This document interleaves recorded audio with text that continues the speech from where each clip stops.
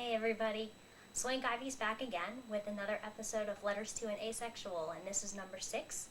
This series is for me to read communications that I get sent regarding the subject of asexuality and maybe address some of the questions or comments some of you guys might have along the way. Hopefully today that is not the case because I'm going to be covering a couple of very extreme examples.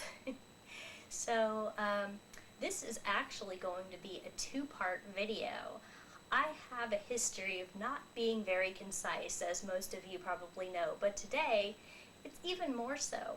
I am unable to fit both of the letters I want to compare and contrast with each other into one video because I'm limited to 10 minutes.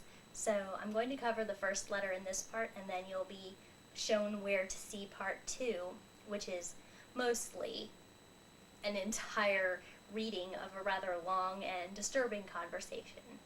So, let's get the documents together here. Today's videos are going to be addressing the way some folks tend to downplay the seriousness of the plight, so to speak, of asexuals. And, I've been told quite a few times that asexuality awareness isn't important at all, and that if I wasn't always talking about it, it wouldn't be an issue and nobody would ever bother me about it. So I went over that a little bit in my last video, Letters to an Asexual number 5, but today I'm kind of highlighting the extremes. And see, people just love to write us off and tell us nobody really cares whether we have sex or not. And somehow they feel justified making these statements despite having no personal experience with being asexual and having done no research on the topic whatsoever. So, basically, contrary to what they say, my experience has certainly yielded all kinds of surprisingly negative responses, and that goes all the way from verbal attacks to statements of disbelief. And, the crime I committed to deserve these things is just being honest. So, let's see. First of all, I know that I'm one of the big supporters of asexuality awareness since I make these videos and I have a lot of documents about it out on the internet. So, of course, being sort of one of the big spokespeople, I am going to get more than my fair share of these sorts of comments, but I'll have you know that, I certainly don't have to be asking for it for people to crap on me for it. And, I'd like to show you an example here of what it looks like when people are very adamant about saying our problem isn't significant, and then contrasts that attitude with an example of someone who made it his business to ping most of the asexuality top 10 in his attempt to tear me down completely unprovoked. So anyway, the first communication, it was a channel comment. It began in a channel comment here on YouTube. And this girl sent me a message telling me that I should avoid questions by just not bringing the topic up. And I wrote back telling her why I thought spreading awareness was important. And here's the relevant part of her response to that. Asexuality and its misunderstandings is not a big problem. I can see your point since I think that awareness about certain things is a necessity, but asexuality is not on that list. Asexuality isn't a problem. Do you feel like a lesser person because of your sexuality? I really don't think so. And I doubt you could make an argument that would convince me that asexual awareness is on any level a necessity. It just isn't. Asexuality bashing really doesn't exist. At most, you get ignorant questions thrown in your face, and that is still going to happen, even if you educate some 1,000 people, as it would be foolish to say you reached to a larger demographic, at least on YouTube. Homosexuality, HIV, cancer, starvation. These are just the first things that pop into my mind where awareness can really help. I really don't see how asexual awareness is going to help someone, as nobody is being persecuted. So, here's the important part of my response to her. You don't get to decide what constitutes a big enough problem to warrant discussion. Yes, there are problems that are worse than being persecuted for your sexuality. That doesn't mean it doesn't sometimes ruin people's lives, even though for some of us, it's only an inconvenience or an annoyance. Asexuality bashing really doesn't exist, huh?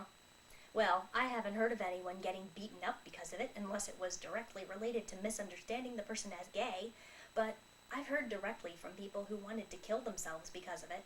And you're telling me that my contribution to elevating understanding of and for this misunderstood minority just doesn't matter and isn't worth it? That's a sad and ignorant thing to say. And it's also kind of disappointing that you think it's completely unimportant just because there's homosexuality, HIV, cancer, and starvation in the world. Do you think that people actually have to be killed over something before it matters? Do you really think our situation can be summed up as, at the most you get ignorant questions thrown in your face? Oh yes, please, speak for us. You must know what it's like, huh? Actually, you're belittling our problems by flippantly referring to our situation the way you do. Some people have to fight for years to overcome that core of self-doubt that was instilled in them when no one would accept their asexuality, and those so-called ignorant questions exacerbate the problem for these folks. So, there was a lot more to that conversation, including a bunch of rambling about how my comments constituted an attack on her and all kinds of more junk about why my efforts really aren't important because she doesn't see a problem anywhere. But I think I'm going to segue here to show you a nice excerpt of one of the more sort of violent responses I got. This was really, really offensive, and I'm going to use it to kind of show naysayers like the person I just read her communication. People don't just necessarily shrug their shoulders over this. Now, I'm going to do most of my introduction of it and stuff on this video, but I'm actually not going to get to the conversation until part 2. But first off, this is a guy on OkCupid, which seems to be my farming ground for most of these stupid comments. He instant messaged me out of the blue after coming across a reference to asexuality in my profile. And while I go through the conversation, I'm also going to outline which of the top 10 he pings. As most of you should probably know, I have another series besides this. I have the Asexuality Top 10, where I go through and I highlight the top 10 most commonly suggested reasons for asexuality, except they don't actually apply to asexuals because they're misunderstandings. So he hit a whole lot of them, and I'm going to try to highlight those while I go through it. I also probably am going to have to censor this a little bit because the language gets pretty rough. So just out of respect for common decency, I think I'm going to put a little bit of censorship in there, but you can use your imagination and you'll probably figure out what I'm saying. So go ahead and follow the instructions for part 2 and enjoy!